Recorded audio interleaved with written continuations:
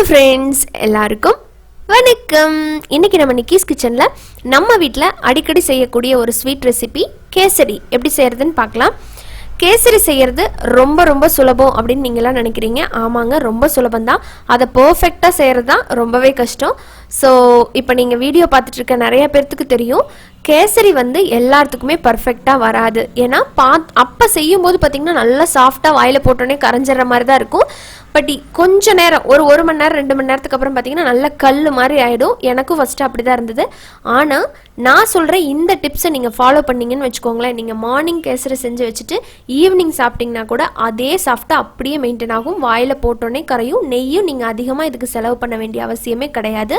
அந்த சூப்பரான கல்யாண வீட்டு கேசரி எப்படி செய்கிறது அப்படிங்கிறத சின்ன டிப்ஸோட ரொம்ப குயிக்காக எப்படி செய்கிறது அப்படிங்கிறத பார்த்துடலாம் வாங்க. வீடியோக்குள்ளே போகிறதுக்கு முன்னாடி நான் எப்பயுமே உங்ககிட்ட கேட்குற ஒரு ரெக்வஸ்ட் தான், நீங்கள் நம்ம சேனல் நிக்கிஸ் கிச்சனுக்கு சப்போர்ட் பண்ணணும் அப்படின்னு நினச்சிங்கன்னா ப்ளீஸ் நம்ம சேனலை சப்ஸ்கிரைப் பண்ணிக்கோங்க. சப்ஸ்கிரைப் பண்ணதுக்கு அப்புறமா வர பெல் சிம்பளையும் மறக்காமல் கிளிக் பண்ணிக்கோங்க. அப்போ தான் நான் இனிமேல் போடுற வீடியோவோட நோட்டிஃபிகேஷன் உங்களுக்கு உடனுக்குடனே கிடைக்கும். கேசரி பண்ணுறதுக்கு முதல்ல நம்ம முந்திரி திராட்சையை வறுத்துக்கலாம். அதுக்கு ஒரு பேனில் நெய் 1 டீஸ்பூன் அளவுக்கு சேர்த்துக்கலாம். சேர்த்துட்டு நெய் வந்து லைட்டாக உருகினதும் அதில் முந்திரி ஒரு 10 இருக்கும். அதே போல் கொஞ்சமாக திராட்சை இதையும் சேர்த்து நல்லா வறுத்துக்கலாம்.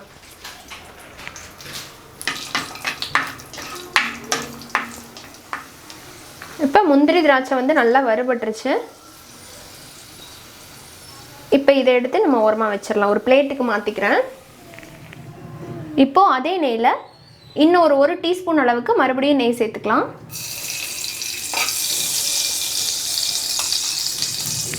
இப்போ அதில் நம்ம ரவை சேர்க்க போகிறோம். 1 கப் ரவை எடுத்திருக்கேன். எந்த கப்பில் அளவு எடுக்கிறீங்களோ அதில் தான் தண்ணி, சர்க்கரை எல்லாமே சேர்க்கணும். இப்போ இந்த ரவையை சேர்த்துட்டு இதை நல்லா வறுக்கணும்.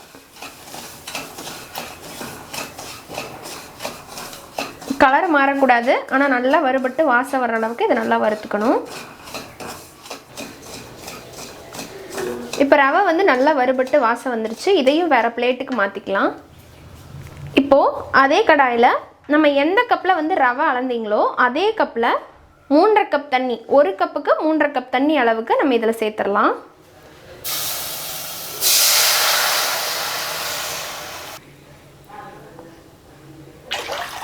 இப்போ வந்து தண்ணி நல்லா கொதிக்கட்டும். பாருங்கள், தண்ணி நல்லா கொதிக்க ஆரம்பிச்சிருச்சு. இப்போ இந்த ஸ்டேஜில் கலர் பவுடர் வந்து சேர்க்குறேன். சும்மா ஒரு பிஞ்சு தான் சேர்க்குறேன். கலர் பவுடர் வேண்டான்னு நினச்சிங்கனாலும் விட்டுறலாம். அப்படி உங்களுக்கு நேச்சுரல் கலர் வேணும் அப்படின்னா கொஞ்சம் வாமான மில்க் இருக்கு இல்லைங்களா, சுடுபாலில் வந்து குங்குமப்பூ இருக்கு இல்லைங்களா, சுடுபாலில் குங்குமப்பூவை கொஞ்சம் நேரம் போட்டு கலந்து வச்சுட்டு அதை ஊற்றுனீங்கனாலும் உங்களுக்கு நல்ல கலர் கிடைக்கும். அப்படி கூட நீங்கள் பயன்படுத்திக்கலாம். பட் நான் இன்றைக்கி வந்து ரெட் கலர் கேசரி பவுடர் வந்து சேர்க்குறேன். சும்மா ஒரு பிஞ்சு தான். ஸோ தண்ணி நல்லா இந்த மாதிரி கொதிக்கணும். கொதித்ததுக்கு அப்புறமா தான் நம்ம ரவை சேர்க்கணும். அப்போ தான் நல்லா சாஃப்டாக இருக்கும் கேசரி.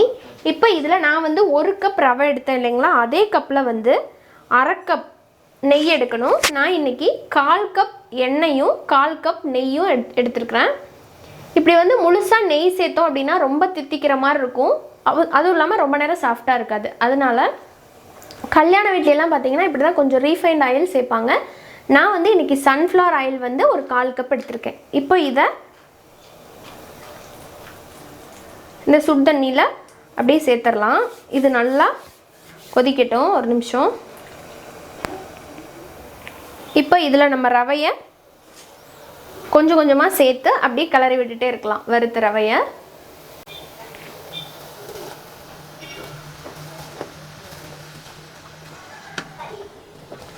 அடுப்பை வந்து மீடியமாக வச்சுட்டு அப்படியே எல்லாத்தையும் சேர்த்துட்டு நல்லா கலந்து விட்டுருங்க. கட்டி தட்டுச்சுன்னா நல்லா மிக்ஸ் பண்ணி விடுங்க. கட்டி தட்டாது, ஏன்னா நம்ம வறுத்துருக்கிறதுனால. வறுக்காமல் ரவையை சேர்த்தோம்னா தான் உடனே கட்டி தட்டும்.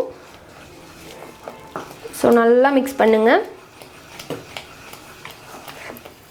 பாருங்கள், நம்ம ஊற்றின தண்ணி எல்லாத்தையுமே இந்த ரவை வந்து நல்லா அப்சர்வ் பண்ணிருச்சு. பட் அந்த ரவை இன்னும் வந்து வேகலை. அதனால் நம்ம என்ன பண்ண போகிறோம்னா இப்படி வந்து ஒன்றா சேர்த்து ஒரு மூடி போட்டு கரெக்டாக ஒரு 2லேருந்து 3 நிமிஷம் மூடி போட்டு வைங்க, வெந்துடும். சிம்மில் வச்சுருங்க, வேகட்டும். இப்போ கரெக்டாக ஒரு 3 நிமிஷம் ஆயிருக்கு. ஸோ அதுக்கு இடையில வந்து நல்லா எடுத்து கலந்து விட்டுருங்க, இல்லாட்டி அடி பிடிக்க சான்சஸ் இருக்குது.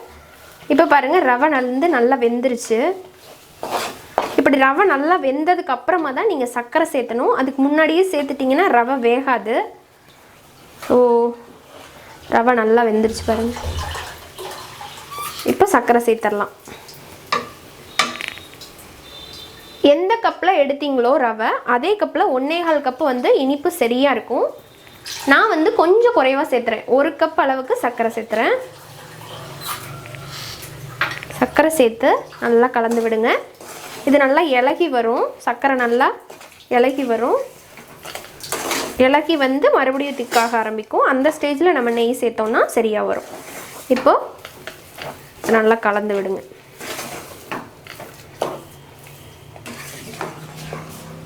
ஸோ இப்போ பாருங்கள், லைட்டாக கெட்டியாக ஆரம்பிச்சிருக்கு. இப்போ இந்த ஸ்டேஜில் நம்ம கொஞ்சமாக நெய் ஆட் பண்ணிக்கலாம்.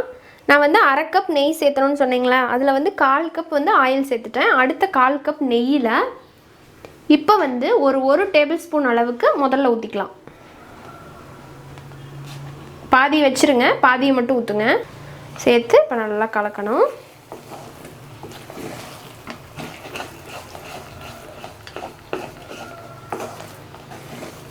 அப்படியே ஒட்டாமல் வருது பார்த்தீங்களா?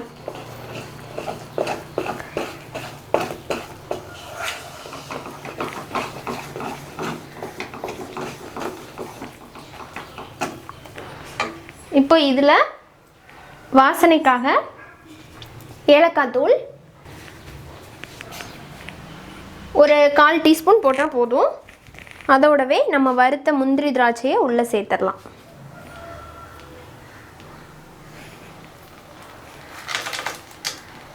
சேர்த்துட்டு அகெயின் வந்து நல்லா மிக்ஸ் பண்ணணும்.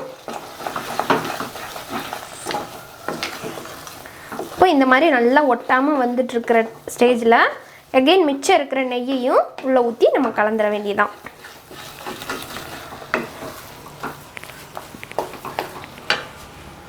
மிச்சம் ஒரு டேபிள் ஸ்பூன் அளவுக்கு நெய் வச்சுருக்கோம் இல்லைங்களா, அதையும் உள்ளே சேர்த்துடலாம். இந்த ஸ்டேஜில்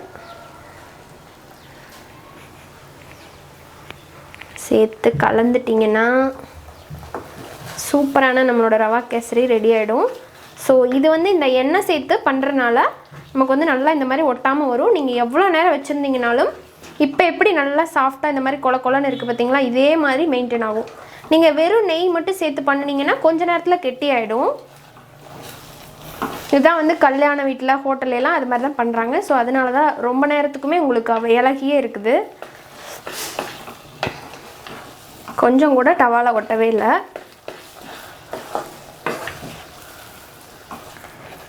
இப்போ அடுத்ததாக இதில் வந்து நான் இப்போ சேர்த்த போகிற இந்த எசன்ஸ் வந்து ஆப்ஷனல் தான். கல்யாண வீட்லலாம் பார்த்தீங்கன்னா இந்த மாதிரி பிளைன் ரோஸ் எசன்ஸ் சேர்க்குறாங்க. இது வந்து டோட்டலாக ஆப்ஷனல். வேணுன்னா சேர்த்துக்கலாம், அப்படிலாம் தேவையில்லை. சும்மா ஒரு 1/2 டீஸ்பூன் அளவுக்கு மட்டும் போட்டுக்கலாம். இது ஒரு நல்ல ஃப்ளேவரை வந்து என்ஹான்ஸ் பண்ணும். பைனாப்பிள் கேசரி பண்ணுறீங்கன்னா பைனாப்பிள் எசன்ஸ் போடலாம். அது மாதிரி இன்னும் கொஞ்சம் ரிச்சாக டேஸ்ட் பிடிச்சதுன்னா அது மாதிரி போட்டுக்கலாம். இல்லை எசன்ஸ் எல்லாம் எனக்கு வேண்டாம் அப்படின்னு நினச்சிங்கன்னா ஸ்கிப் பண்ணிக்கலாம். இப்போ சேர்த்துட்டு நல்லா மிக்ஸ் பண்ணிட்டீங்கன்னா சூப்பராக இருக்குது பாருங்கள். அவ்வளோதாங்க, அப்படியே எடுத்து சர்வ் பண்ண வேண்டியதான். நெய் வந்து அதிகம் சேர்க்கணுங்கிறதே இல்லை, ஆனால் அவ்வளோ சாஃப்டாக இருக்கும்.